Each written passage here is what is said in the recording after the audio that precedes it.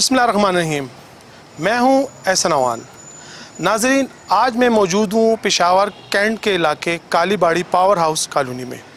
जैसा कि आपको मालूम है कि 17 जुलाई को यहां पर एक अफसोसनाक वाक़या पेश आया। नामालूम दरिंदा सिफत ने मासूम 7 साला बच्ची को अपनी हवस का निशाना बनाकर उसकी लाश यहां पर फेंक दी थी।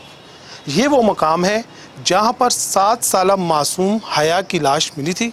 4 जुलाई को पावर हाउस कॉलोनी से चंद ही मिनटों की मुसाफियत पर वाक़या रेलवे कॉलोनी है। वहां पर 11 साला बच्ची को दरिंदा सिफत ने अपनी हवस का निशाना बनाया और फिर उसका भी गला दबाकर उसकी लाश खाली प्लाट में फेंक दी।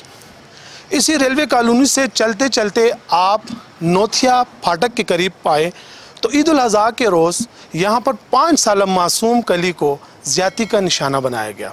इन वाक़यात में कौन मुलविस हैं, किसने इन मासूम बच्चियों को ज़्यादती का निशाना बनाया, किन्होंने कत्ल किया, इसका जवाब ताहाल किसी के पास नहीं है। इस वक्त हमारे साथ मौजूद है इसी कॉलोनी के एक मकामी रिहायशी। उनसे बात करेंगे कि वो उनसे पूछेंगे कि ये वाक़या कैसे पेश आया। जी की बात बिल्कुल बजा है कि कैंट में एक खौफ एहसास फैला हुआ है। SSP ऑपरेशन से इसके हवाले से हमने बात की तो हमने बहुत सख्त अल्फाज में उनको कहा कि इसकी कुछ मदावा किया जाए कि ये कौन से वाक़यात हैं हो रहे हैं। तो उन्होंने भी ये कहा कि देखिए जी कि हमारे भी घर में बीवियां, माएँ, बेटियां और बच्चियां हैं, हम भी सीने में दिल रखते हैं। तो मैं नहीं समझता कि वो इसमें कोई कमज़रफ़ी करेंगे और इंशाअल्लाह बहुत जल्द ये इसको पकड़ कर के फिर किरदार तक पहुँचाने में। बच्ची किस वक्त लापता हुई थी और फिर लाश कैसे मिली इसकी? देखिए, बच्ची तो मेरे ख़्याल से वाक़ये से तकरीबन कोई चंद घंटे पहले वो हो गई थी। उसके पीछे फिर ये लोग फिर रहे थे तो उसके बाद जब तकरीबन मेरे ख्याल से कोई 5-6 घंटे बाद उनको फिर ये पता चला कि यार ये इधर मस्जिद, क्योंकि यहाँ पर मस्जिद है और लोग आते जाते रहते हैं तो हो सकता है किसी चीज़ की ज़रूरत हो या देखने की हवस से आए हों तो उनको फिर पता चला। 5 मुरब्बा किलोमीटर का इलाका यानी कैंट सर्कल में अफसोसनाक वाक़यात के बाद पुलिस भी चकरा कर रह गई है। पुलिस अभी तक इस मामले की गुत्थियाँ सुलझा नहीं सकी। पुलिस के मुताबिक इन वाक़यात की जदीद साइंसी खतूत पर तफ्तीश जारी है।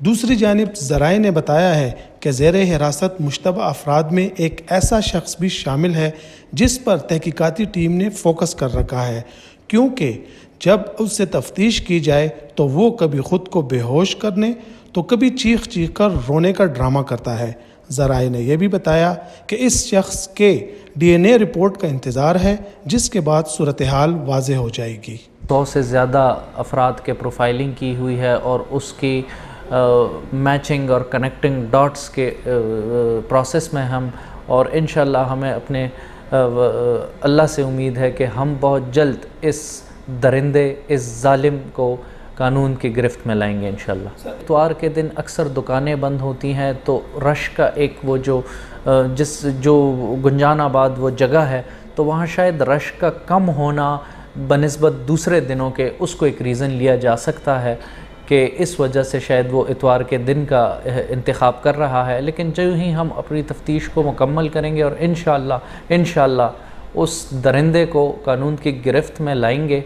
हम तीनों केसेस को अपने डिफरेंट एंगल के लिहाज से भी देख रहे हैं। इसको हम बिल्कुल नेगेट नहीं कर रहे कि शायद ये मुख्तलिफ हों और इस पहलू को भी साथ चला रहे हैं कि शायद ये एक ही बंदा हो। CCTV फुटेज कुछ हमारे पास है, उनको एनालिसिस का उनका प्रोसेस जारी है, उनको हम एनालाइज़ कर रहे हैं और इंशाल्लाह हम पुर उम्मीद हैं कि हम बहुत जल्द पेशावर के शहरियों को इस हवाले से अच्छी ख़बर देंगे कि हम उस जालिम के करीब पहुंच गए हैं।